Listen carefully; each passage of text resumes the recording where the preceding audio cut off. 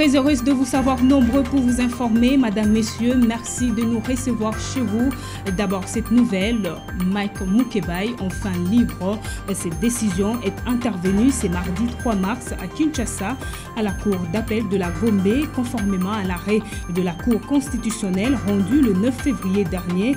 Information livrée par l'avocat du député provincial de Kinshasa. Rappelons que l'opposant Mike Mukebai a été arrêté et détenu à la prison centrale de Makala en novembre 2019. Il lui a été reproché diffamation et imputation dommageable à l'égard de son collègue Daniel Mwanateba et d'autres personnalités politiques.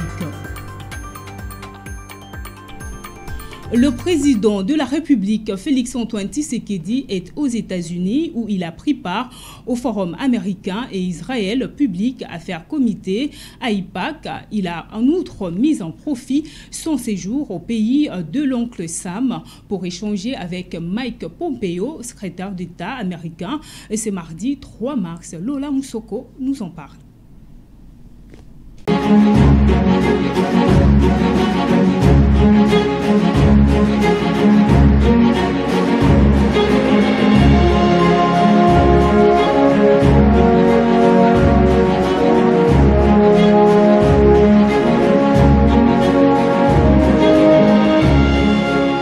Cette visite de Félix-Antoine Tshisekedi intervient après le bref séjour de Peter Pan, représentant des États-Unis pour la région de Grand Lac en RDC.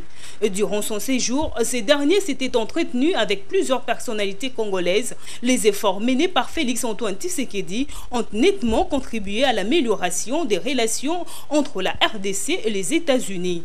L'administration Trump a réaffirmé sa détermination à accompagner le gouvernement congolais pour la réussite de son programme. En ce qui concerne la lutte contre les groupes armés, les États-Unis se disent très limités, d'autant qu'il a la présence de plusieurs commandants sous sanction. Mais auparavant, devant les Juifs, le chef de l'État a regretté la léthargie vieille de 20 ans dans les relations israélo-congolaises. Votant les potentialités scientifiques de son pays, Félix-Antoine Tshisekedi a en outre lancé un appel à l'État hébreu pour des domaines de recherche. Ainsi a-t-il promis de nommer dans les jours à venir une représentation diplomatique congolaise en Israël. Il a également annoncé l'arrivée à Kinshasa du grand rabbin Albert Guigui pour le renforcement des liens spirituels entre les deux nations. Ici est de noter que Félix-Antoine Tshisekedi a promis de se rendre en Israël au courant de cette année dans l'objectif de renforcer les relations bilatérales.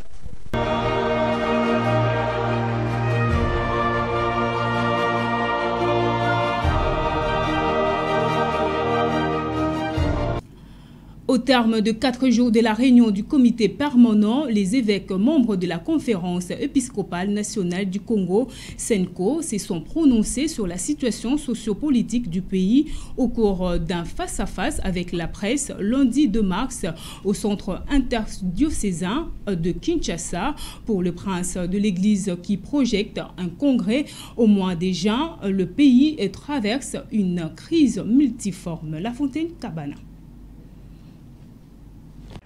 Il est inacceptable que le pays soit pris en otage par un accord qui, du reste, est occulte.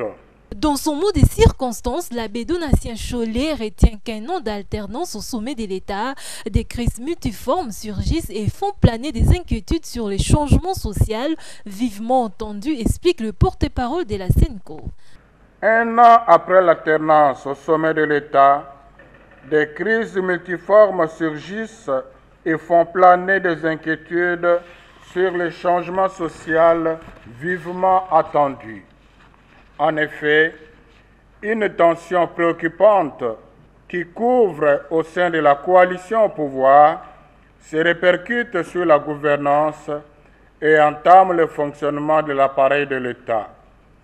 Les alliés semblent plus préoccupés par leur positionnement politique que par le service à rendre au peuple qui continue à couper dans la misère. Beaucoup de problèmes auxquels le pays est confronté restent sans solution adéquate à cause de la crise qui mine la coalition. Il a en même temps démontré la persistance de l'insécurité générale dans l'est du pays causée par des groupes armés locaux et étrangers dans les 3 provinces de l'est du pays. Nous restons inquiets par la persistance de l'insécurité généralisée dans l'est du pays, sémée par des groupes armés locaux et étrangers, particulièrement dans les provinces de l'Ituri, du Nord Kivu et du Sud Kivu. Le communicateur de la SENCO, Abbé Chollet, a exhorté les gouvernements à faire de son mieux pour réaliser les provisions budgétaires votées en vue d'améliorer les conditions de vie des Congolais. Le gouvernement a fait de son mieux pour réaliser les prévisions budgétaires votées en vue de l'amélioration des conditions de vie des Congolais. Savoir que la réunion du jour entre dans le cadre des préparatifs du prochain congrès des évêques prévu en juin prochain à Lubumbashi. Face aux inquiétudes de la SENCO qui qualifie l'alliance FCC-Cash d'occulte, une frange d'analystes politiques rencontrés par votre rédaction juge les propos de prêtres catholiques fondés à partir du moment où les statu quo qui dictent sa loi. Par contre, certains d'entre eux optent des solutions pratiques. Suivez. Cette alliance est une alliance contre nature, contre les intérêts du peuple congolais. Elle n'a fait que dire ce qui existe parce qu'il suffit de voir aujourd'hui la manière de gérer de ces gens qui sont au pouvoir contre la volonté du peuple. Vous remarquerez que c'est une alliance occulte, justement, c'est une alliance contre nature puisqu'elle ne pouvait pas en être, puisqu'il suffit de voir ce que le FCC a fait de ces pays pendant 18 ans et c'est que les autres prônaient pendant 37 ans à l'opposition. Leur mariage, ça prouve à suffisance que c'est un mélange de l'eau et de l'huile. Malheureusement, c'est pour des intérêts égoïstes, c'est pour préserver des intérêts partisans contre justement l'intérêt du peuple. Et c'est ça le constat malheureux. Et je pense que nos amis, les évêques, le père de l'Église, n'ont fait que dire les choses telles qu'elles sont, ils n'ont fait que dire la réalité. Ouais, ça ne m'étonne pas, je suis chrétien catholique, je ne peux qu'encourager la décision de la SENCO. J'ai toujours décrié jour et nuit que cette histoire d'alliance entre FCC, Cash est machiavélique, et satanique et diabolique, parce que jusqu'à preuve du contraire, les souverains primaires ne se retrouvent toujours pas. Nous sommes déjà à 1 année, quelques mois, bientôt 2 ans, donc ça veut dire que c'est une coalition ou cohabitation, tout ce que vous voulez, qui n'apporte rien en termes de répondants. Donc, au nom du souverain primaire, je me permets de dire encore, à la première occasion qu'il y aura séparation ou encore dispute, ou même plus loin qu'il y aura bagarre entre les FCC et les Cash, nous les souverains primaires, on se mettra à l'aise. Non, il faut aider la SENCO pour leur dire que déjà dans quelques semaines, si c'est trop, dans quelques 2-3 mois, il y aura déjà un changement de gouvernement, parce que le gouvernement actuel ne répond pas aux besoins du souverain primaire. C'est une alliance des raisons. C'est une alliance des raisons qui dépasse la passion, qui dépasse même les aspirations de la SENCO. Je le répète, la SENCO est une institution cultuelle, d'accord, qui a toujours été d'ailleurs, c'était le soutien indéfectible de l'UDPS. Aujourd'hui, ils lâchent leur poulain, c'est ça. Donc il ne s'agit pas d'employer des mots à tort et à travers. Je crois que c'est grave comme déclaration d'une institution qui se veut partager l'amour, partager la cohésion et partager surtout le devenir des Congolais. Donc je crois que chacun doit raison garder, prendre ses responsabilités. Que la SENCO soit là pour conseiller, non pas qu'il s'immisce en permanence dans les affaires politiques.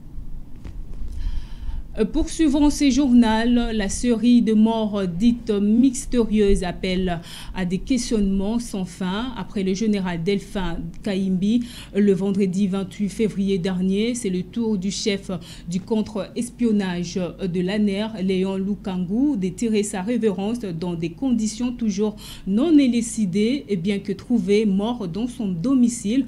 Mais pourquoi ces tragédies surviennent-elles pendant que les Conseil de sécurité nationale a débuté l'audition des concernés sur des accusations portent à leur charge et quelles leçons tirer de cette affaire? On en parle dans ces commentaires signés Patrick Ngour.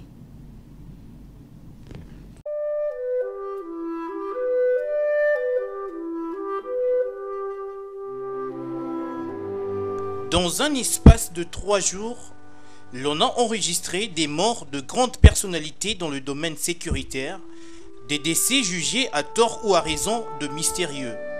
Il s'agit d'un côté du général Delphin Kayimbi, chef d'état-major des FARDC en charge de renseignement militaire, dont les circonstances de la mort font l'objet de plusieurs interprétations.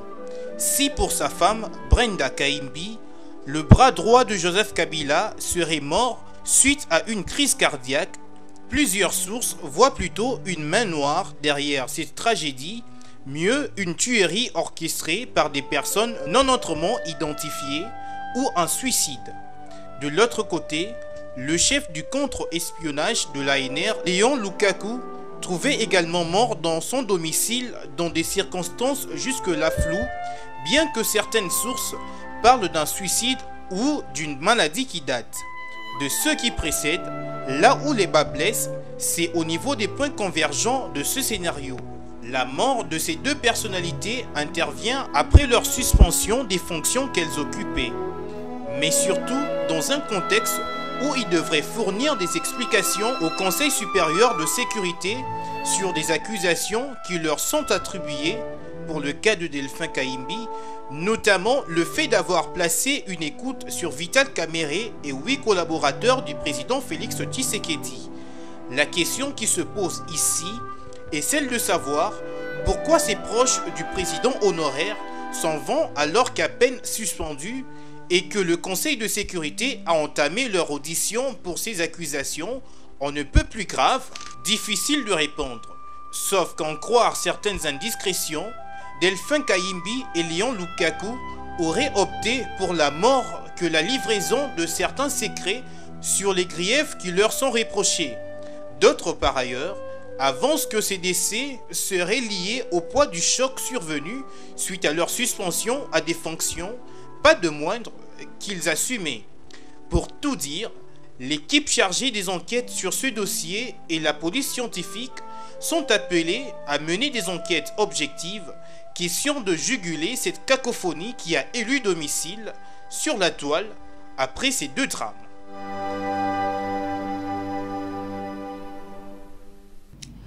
Atelier autour de la perception de 15% de l'impôt professionnel sur les rémunérations en charge de fonctionnaires et agents publics, de membres des institutions politiques et assimilés. Ces assises se sont ouvertes le lundi 2 mars à la salle paroissiale de Notre-Dame de Fatima par le directeur des études statistiques et communication, Laurent Mabiala. Plusieurs corporations qui font objet de cette retenue y prennent par. Sarah Mangonda y était. C'est dans le souci d'éclairer la lanterne de l'opinion publique et de la corporation concernée par la retenue de 15% de l'impôt professionnel sur les rémunérations que cet atelier d'échange ouvert par les directeurs des études statistiques et communication à la DGI et professeur de fiscalité Laurent Mabiala Oumba trouve son objet. La DGI vous a lancé cette invitation, il n'y a pas que vous d'ailleurs. Vous êtes les premiers invités parce que c'est chaque jour que dans cette même salle. Pourquoi? Simplement pour que la DGI, en tant que conseiller fiscal du gouvernement, donc nous sommes là en tant que conseiller fiscal du gouvernement, pour recueillir les différents questionnements de la part de toutes les corporations qui sont concernées par cette IPR. Simplement à ce titre-là. Nous sommes donc chargés de donner les éclaircissements techniques dont vous aurez besoin par rapport à l'IPR. Simplement ça. Du choc des idées jaillit la lumière. La place était aux questions-réponses pour la bonne compréhension de l'assistance. 15%, vous lirez peut-être le texte quand vous allez peut-être sortir d'ici, mais j'ai essayé de briefer rapidement. Les 15% concernent, d'abord c'est une disposition de la loi, 87, ordonnance loi 69-009 du 10 février 1969, depuis 69 d'ailleurs, qu'on demande que toutes les primes, c'est l'article 87, je vous donne la référence, vous aurez ça dans le texte, cette loi demande que toutes primes, je dis les primes, soient imposées à 15%. De manière, la loi, lorsque elle est dictée, si elle demande de précision, c'est à ce titre qu'on prend des actes réglementaires pour expliciter la loi. Les points sur les i. Le patron de la direction des études, statistiques et communications, représentant personnel du DG de la DGI, a clos les travaux en rappelant aux participants que l'atelier vise à recueillir les observations de la corporation concernée par la retenue de l'IPER. En notre qualité de conseiller fiscal du gouvernement congolais, nous avons noté toutes les observations émises par la classe savante de la République démocratique du Congo. Et je répète, ce n'est pas pour rien qu'on a commencé par les professeurs d'université. Lorsque nous serons devant les législateurs, vous d'un côté, nous de l'autre côté, que nous puissions dire des choses compréhensibles, qu'il n'y ait pas un langage des sourds. Notons que ces assises se sont déroulées dans la salle paroissiale de Notre-Dame de Fatima et iront jusqu'au 13 mars prochain. Changeons de chapitre, 5e journée de l'opération Kinbopeto à Massina. Jean-Goy Mvouzi, ministre provincial de l'économie, commerce et industrie, s'y prend à bras le corps le samedi 29 février dernier. Le leader de Massina, accompagné du coordonnateur adjoint de l'opération Kinbopeto, Sidon Kassanda, et le bourgmestre de Massina, s'est coupé en morceaux pour rendre sa commune salubre. Nathalie Kanga.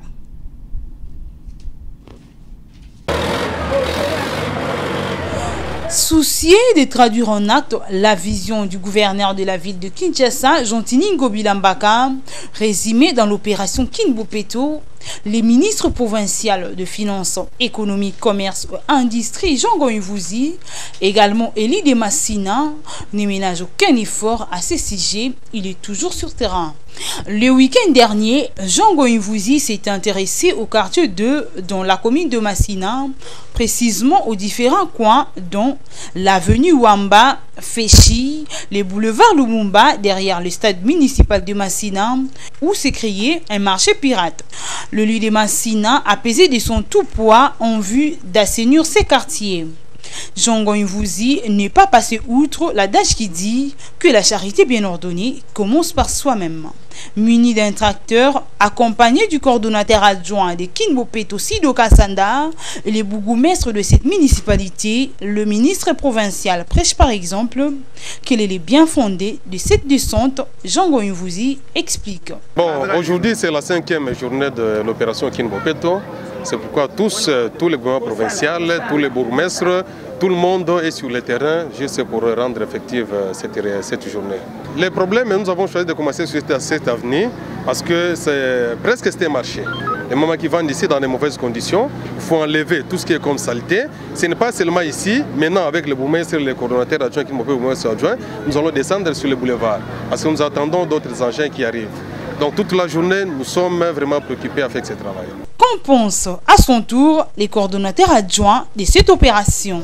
Ça s'est fait élu parce que l'autre ministre provincial en charge de la finance, mais Awa a d'autres travail local élu, il y a Bana Massina. Il y a Batinda qui est dans le Parlement provincial comme le Bango, les lois ont prêché par exemple. Il y a comme exemplaire. Aya na Denis bana Massina bosala lokola élu na bino ndenge ye pasa posala yango na osenga na bana Massina nyonso s'approprier na opération esuka na 5e journée mais ezala continuelle ezala habitude ezala loi quotidienne ya biso ya mikolo na mikolo. Par ailleurs, signalons en même temps qu'en dehors du grand travail abattu par les ministres et son équipe, Jean-Goy Mvouzi, qui tient Mordicus à rendre propre ces secteurs, a acheté des tonnes de caillasses pour l'effectivité de la mission qu'il s'est assignée. Religion, dans ce journal, le merveille en Christ, il y en a en tout cas, du 23 février au 1er mars, à la cité de Juste en Christ, où durant une semaine, Dieu a restauré des vies, des familles et affaires avec le prophète Labos Mpogno. C'est l'essentiel de la page religion de ce journal.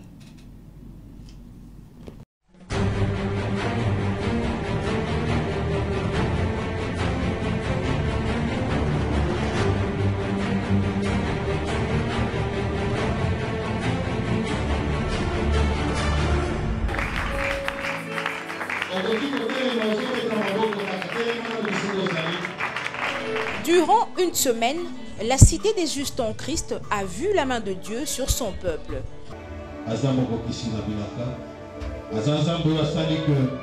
Restauration et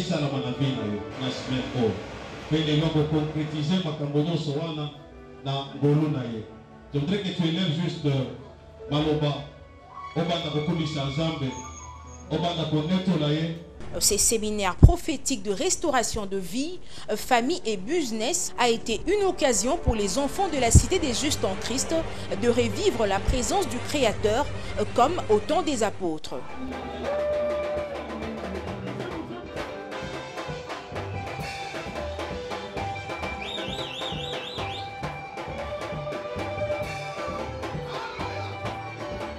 Louange à l'appui, l'orateur choisi s'est révélé canal de transmission de la parole de Dieu à l'Église. Une personne qui sauve les rois, il sauve la vie du roi, il garde la reine, mais il est toujours à la porte du roi. Écoutez, et là, au Salena Zambé, au Sambelaka, au Genaka, au Semakala Zambé, mais qui t'a monté et l'homme attend mon côté récompense, attend mon côté désolé. Zamba côté de la Romanayo. Et l'homme qu'on y a sur Salada, Zamba comme on a beaucoup de souris. Zamba yebi les bons moments. L'olekeni, pétani et c'est à visiter Finayo. Des âmes bénies par la prière du prophète Labos Mpogno.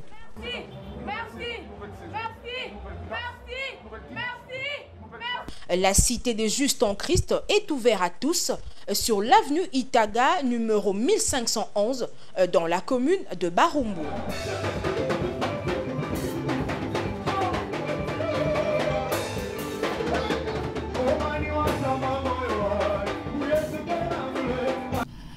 Saisissez l'opportunité, voulez-vous devenir journaliste professionnel en République démocratique du Congo ou encore partout ailleurs? C'est très simple, contactez le bureau de l'APIC. Pour la première fois en République démocratique du Congo, un centre qui forme les journalistes professionnels au standard international. Venez vite vous inscrire. L'Action pour la promotion de la presse indépendante au Congo, APIC, vous offre une opportunité pour votre avenir. L'APIC forme des journalistes sur la radio, la télévision et la presse écrite. Il s'agit d'une formation de très haut niveau professionnel, assurée par des professeurs d'université et par des journalistes étrangers. Avec cette formation accélérée que donne l'APIC, vous pouvez travailler comme journaliste partout à travers le monde, dans des pays francophones, anglophones, arabes et autres. À la fin de la formation, un stage professionnel est obligatoire. Surtout, vous qui n'êtes pas encore journaliste, venez à la hâte vous inscrire pour suivre cette formation de qualité supérieure. L'APIC est reconnu comme un haut lieu du savoir en journalisme, même aux États-Unis d'Amérique. Avec la formation de l'APIC, vous devenez journaliste professionnel. Cordial bienvenue. Ce n'est pas tout, l'APIC vous offre aussi l'occasion d'apprendre la langue anglaise en si peu de temps. Les détails dans ces publi-reportages. Voulez-vous parler anglais comme si vous étiez aux États-Unis d'Amérique ou en Angleterre? Voici cette grande occasion qui vous est offerte à travers le centre d'anglais APIC avec des méthodes modernes. Le centre d'anglais APIC utilise tous les outils modernes pour un anglais parfait. L'anglais, c'est la langue la plus manipulée à travers le monde. N'hésitez pas un seul instant car dans le centre d'anglais APIC, il y a un grand club à travers lequel vous aurez l'opportunité de parler anglais tout le jour. L'anglais de Washington et de Londres devient une réalité en République démocratique du Congo grâce au centre d'anglais APIC. Hâtez-vous car les places sont vraiment limitées. Venez vite vous inscrire pour bien parler anglais. Au centre d'anglais APIC, vous avez des professeurs qui viennent des États-Unis d'Amérique et de l'Angleterre. Parler anglais, c'est garantir votre vie et celle de vos enfants. N'ayez pas peur car le centre d'anglais APIC assure une formation de très haut niveau. Refuser d'apprendre l'anglais, c'est refuser même de vivre. My last name is Stone. Ok. Si vous ne parlez pas anglais dans le monde actuel, vous êtes presque analphabète, s'il vous plaît. Venez vite vous inscrire dans le centre anglais APIC. Vous allez parler anglais dans quelques mois seulement. What are you going to do tomorrow? I'm going to go play volleyball at the beach. Vous êtes docteur d'État, doctorant, licencié, gradué, diplômé d'État. Venez apprendre l'anglais des affaires au centre d'anglais APIC. L'anglais, c'est votre passeport pour les voyages à travers le monde. Ne pas parler anglais aujourd'hui, c'est devenir sourd-muet, surtout lorsqu'on voyage. Venez vite vous inscrire pour parler anglais. Ne pas s'inscrire au centre d'anglais APIC, c'est creuser sa propre tombe. Ne pas parler anglais aujourd'hui, c'est vivre son souffle de vie, un peu comme une voiture sans carburant. Venez vous inscrire au centre d'anglais APIC. N'ayez pas honte d'apprendre l'anglais, quel que soit votre âge. Ne pas parler anglais dans le monde actuel, c'est comme si vous n'existez même pas. Venez vous inscrire au centre d'anglais APIC et vous ne serez plus complexé devant ceux qui parlent anglais. Vous serez l'homme le plus heureux du monde en parlant anglais. Ne pas parler anglais, c'est vivre en enfer. Si vous voulez vous exprimer correctement en anglais, rejoignez-nous dans le centre d'anglais APIC right here and right now. Pour plus de détails, contactez-nous au numéro suivant.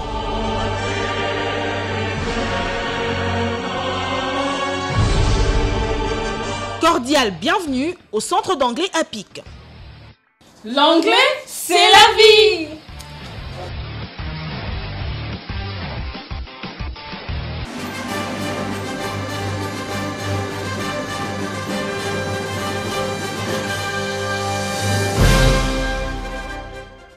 Restez avec nous, c'est l'heure de la revue de presse. Sur ce, je reçois pour vous Sarah Mangonda, à qui je souhaite la bienvenue. Merci Patricia. Tu vas bien? Oui, ça va très bien. Ouvrons cette ronde des journaux avec la tempête des tropiques qui titre « On s'en machette, le mort suspect à Kinshasa inquiète ». Effectivement, Patricia, en l'espace de 3 jours, on vient d'enregistrer les décès dans des circonstances suspectes du général Delphin Kaimbi qui était chargé de renseignement militaire, suspendu 2 jours de ses fonctions, et de Léon Lukaku, chef des services du contre-espionnage à l'ANER, Agence nationale des renseignements, qui était également suspendu de ses fonctions depuis quelques jours, écrit le journal. La question qu'on se pose désormais est celle de savoir si ces 2 personnalités sont mortes réellement de suicide, comme relayent certaines sources à travers le média. Sinon, s'agirait-il d'assassinat diligenté par une main noire qui aurait peur que l'interpellation et la suspension de ces personnalités puissent conduire à certaines vérités qu'on voudrait à tout prix cacher? Prenons les courriers de Kinshasa qui mentionnent en jeu de l'heure la Senco très critique à l'égard de la coalition FCC Cash. Oui, la coalition CAP pour le changement cash, Front commun pour le Congo FCC, a fait l'objet d'une réflexion de la conférence épiscopale nationale du Congo qui s'est interrogée sur son bien fondé. Réunis pendant 4 jours au sein du comité permanent de la Senco, les évêques catholiques ont fait le lundi 3 mars dernier une déclaration sur la situation politique du pays en stigmatisant les rôles néfastes que joue la coalition au pouvoir par rapport à la crise socio-économique de leur coalition. Pour quel but? Tel est l'intitulé du message livré par l'épiscopat catholique, pour qui les querelles actuelles entre les membres de la coalition FCC Cash impactent négativement la vie nationale. Ok, chutons avec Forum des As qui dit exactement ceci, affaire détournement de fonds du programme de 100 jours. Le vice-premier ministre Tunda n'a mandaté personne à l'ex-prison de Makala.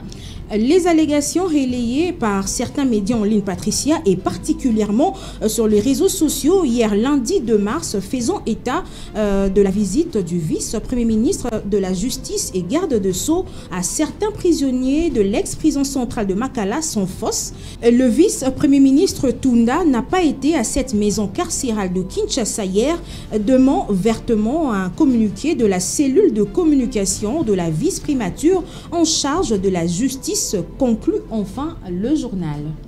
Sarah Mamonda, je te remercie. Merci à toi également, Patricia. Avant de nous quitter, suivez à présent cet avis de recherche.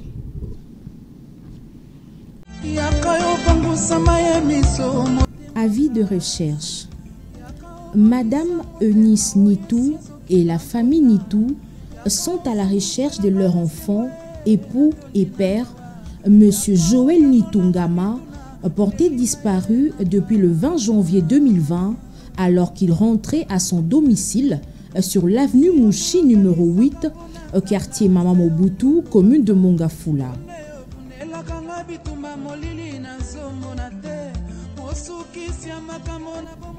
Toute personne qui aurait des informations sur Monsieur Joël Nitungama est priée de les communiquer au poste de police les plus proches, soit au parquet général de Kinshasa Gombe ou à la société Manette Jasper Owel Sarel, où il est agent, ou carrément contacter le 089 66 50 987.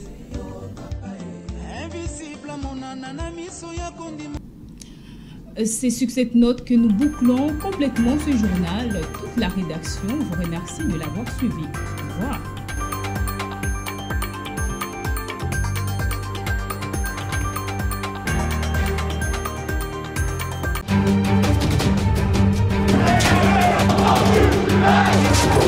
Hey!